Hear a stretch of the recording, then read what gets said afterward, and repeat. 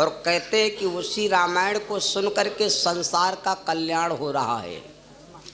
जितनी अभी न सोचो कि हम आज रामायण पढ़ लें, कल कहाँ पढ़े, बहुत जने यहाँ का कल कहाँ पढ़े, एक तो कल पढ़वे के हैरान। आज पढ़ो तो इसका पुण्य आज मिलेगा, कल पढ़ोगे तो उसका पुण्य कल और मिलेगा। रामायण वही है। अब हम आपको कैसे बतावें, आज दाल चावल खाओ तो आज का ऊर्जा आपको मिल गया, कल दाल चावल खाओ तो का ताकत ना दिया है, ताकत खींचे लगे है का। खाना वही रोज खाया जाता है, एक व्यंजन को तमाम रूपों में बदल दिया जा सकता है। तो बड़े विचार हैं। नदी एक है, नदी वही है, नदी माने कथा, लेकिन उसमें जो प्रवाहित बह रहा जल वो नवा है। जय बार आप स्नान करोगे पानी नवा मिलेगा, नदी वही है। जय बार स्नान करोगे, क्योंकि पानी निरंतर बह रहा है, पानी निरंतर बह रहा है, इसलिए नवा पानी रोज मिलेगा। जय डुबकी लगाओगे तय बार आपको नया पानी मिलेगा। और कबहू दिमाग हम यूँ ना आवे पावे कि यह कथा हम जानित हन या सुने हन, भले कल सुने हो, लेकिन आपके दिमाग में यह चीज़ कभी भी ना आवे कि इस कथा को मैंने सुना है। अगर आपके दिल में ये चीज़ आ गई कि मैंने तो यह कथा सुनी है, तो फिर उसको फल नहीं मिलेगा। महाभारत के 12वें अध्याय में पढ़ लेना। महाभारत से बड़ा दुनिया में कोई ग्रंथ नहीं है। भागवत में 18,000 श्लोक हैं, महाभारत में 1,00,000 श्लोक हैं। तो महाभारत में लिखा है कि कथा में जब हम आप आवें तो कथा के कुछ नियम हैं, कथा के कुछ नियम हैं, उन नियमों का हम पालन करें। नंबर 1, कथा में कभी भी शंका न हो चाहिए, कथा में कभी भी शंका न हो चाहिए। अगर आप कथा सुन रहे हो और कथा सुनते सुनते आपके दिल में शंका हो गई कि यह बात गलत है, तो समझ लो आप चाहे रात भर बैठ रहो, कथा का आपको कोई भी वही से पुण्य नहीं मिलेगा। प्रमाण बता दे, प्रमाण उदाहरण दे दें, तब समझ में आ जाएगी बात। जिस समय महाभारत समाप्त हो गया, कलयुग का प्रथम राजा हुआ है जिनका नाम था जन्मेजय। जन्मेजय के बाप का नाम था महाराज परीक्षित, और परीक्षित के पिताजी का नाम था वीर अभिमन्यु। अभिमन्यु के पिता का नाम था महाराज अर्जुन। गौर से सुन लेना। जब अभिमन्यु को द्रोणाचार्य के अभिमन्यु को दुर्योधन के बहनोई जयद्रथ ने मारा था, उस समय अभिमन्यु जी की शादी हो गई थी। अभिमन्यु की पत्नी का नाम था उत्तरा। उत्तरा मैया के 3 महीने का गर्भ था। गौर से सुन लेना। उस समय अभिमन्यु चक्रव्यूह के युद्ध में मारे गए थे। खैर, परीक्षित महाराज उत्तरा मैया के गर्भ से जन्म लिया। परीक्षित महाराज की शादी हुई राजा बासुक की बिटिया नवलदे के साथ, वह शर्त के अनुसार। बड़ी लंबी कथा है भैया।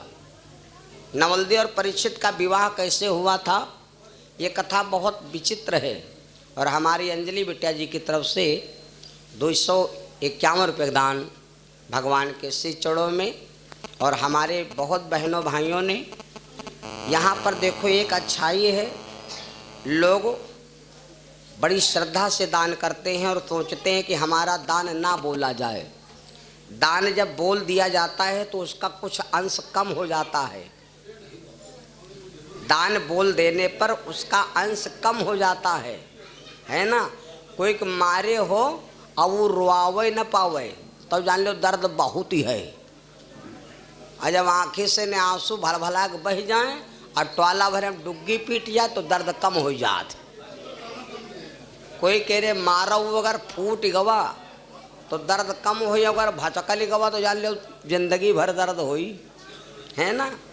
इसलिए यहाँ के सब पढ़े लिखे भैया बहन हैं, दान बुलाना नहीं चाहते। हम सोचे जले बोले रहो तो मैं कुछ अंश कम पड़ जाए, न धीरे धीरे गैस बन जाई, है ना।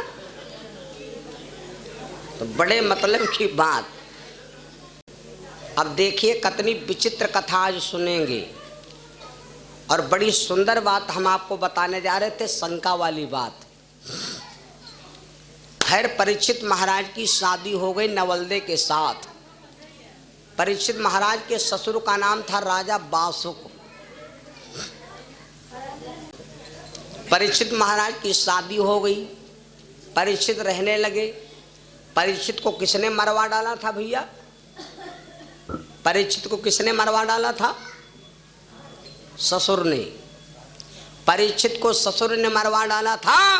और रामायण उठा के देख ले हो, शूर्पणखा के पति को मारा था भाई ने। भाई ने अपनी बहन को विधवा कर दिया था।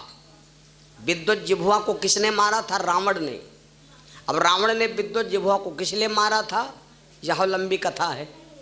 वो में कारण था, उसने अपनी शर्त निभाई, रावण ने अपनी सच्चाई निभाई। रावण सच्चा धर्मात्मा था, रावण गलत नहीं था, वो अपने धर्म पर चलता था।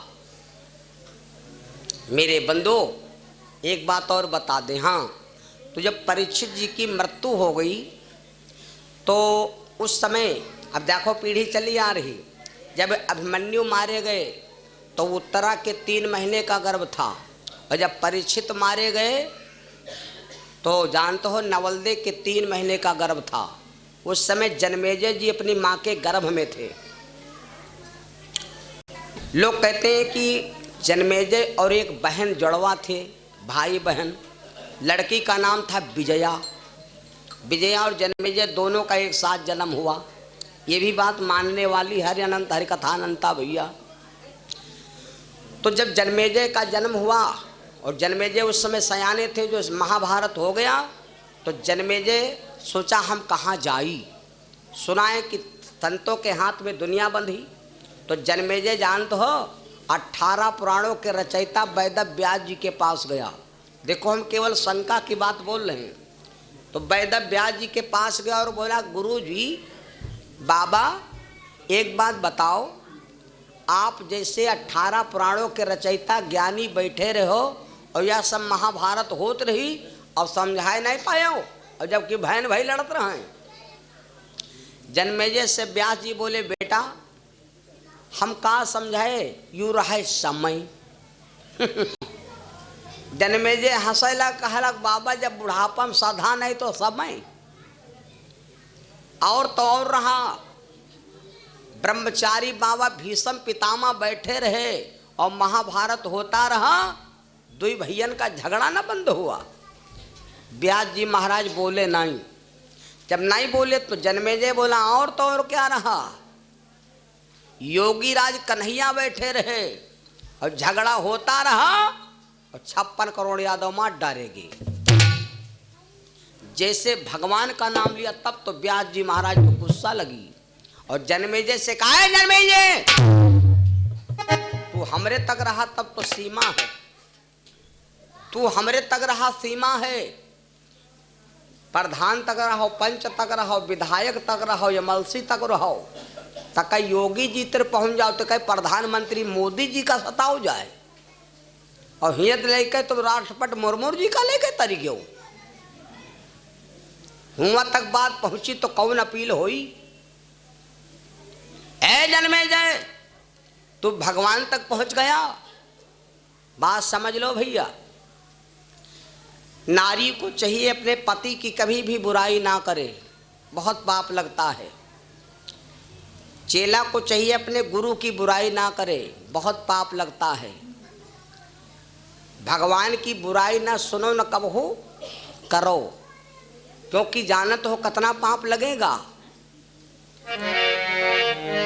हरिहर निंद्या सुने जो काना, हरिहर निंद्या सुनई जो काना।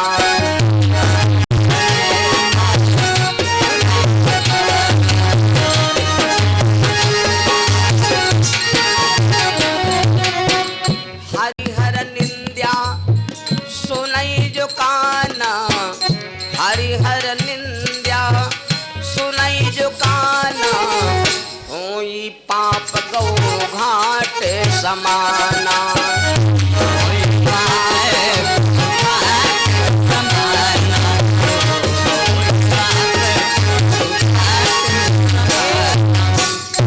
होई पाप गौ घाट समाना। भगवान की बुराई करना और सुनना समझ लो याक गैया कत्ती हत्यारी लगा लिया। हम यूं नहीं कहते कि उत्तर पर तुम्हारे भगवान कोई बुराई करते हो तो मारू करो ना, मारू ना करो। कमजोर रहो तो उत्तर तिट्टा दियाओ, अब करे रहो तो मारी कूची देव है तेरा। बातें दोनों हैं, लेकिन पहले अंजा दिले दम है कि नहीं है। व्यास जी बोले तू भगवान तक पहुंच गया जन्मेजय, आज तू भगवान की बुराई कर दिया हमरे सामने। और जबकि मैंने तेरे को एक ही शब्द में समझा दिया था पूरी बात कि महाभारत क्यों हो गया, क्योंकि वो समय था और वो वक्त था, समय को कोई रोक नहीं सकता। जा जन्मेजय, अगर ये बात है तो हम तेरे को बता रहे तेरी होनी बता रहे। आज के 6 साल, आज के 6 साल बाद, आज के 6 साल बाद तू दक्षिण दिशा में जाएगा काले घोड़े पर बैठकर। वहां पर एक लड़की मिलेगी, उस लड़की से तू शादी करेगा। वह लड़की तुमका वशीकरण बना लिया है। वे के कहे पर भंडारा होई, ब्राह्मण हंसेंगे, उनको तुम मृत्यु दंड दोगे, उनका श्राप लगेगा, तुम जन्मेजय कोढ़ी हो जाओगे। जैसे इतनी बात सुना तो जन्मेजय के पैर के नीचे जमीन खसक गई। जन्मेजय विचार कर लगा, मुझसे निकली बोली, बंदूक से निकली गोली वापस होती नहीं है। अब जन्मेजय व्यास जी के पैरों में गिर गया और कहने लगा, गुरुजी मैंने जोश में आकर के अपनी बात कह दिया, हमें गुरुजी क्षमा कर दो।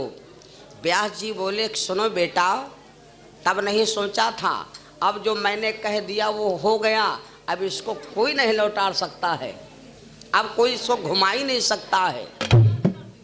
जैसे इतनी बात सुना तो जन्मेजय बोले, गुरुजी यूँ बताओ हम ठीक कैसे हो। गुरुजी का श्राप लग गया, जन्मेजय तुरंत कोढ़ी हो गया। गौर से सुनना भैया, जन्मेजय जब तुरंत कोढ़ी हो गया, अब व्यास जी से चिरौरी करने लगा। व्यास जी बोले, बेटा कथा हमारा बंद हो चुका है। कथा बंद होने के बाद जो व्यक्ति कहता है बहुजन देखो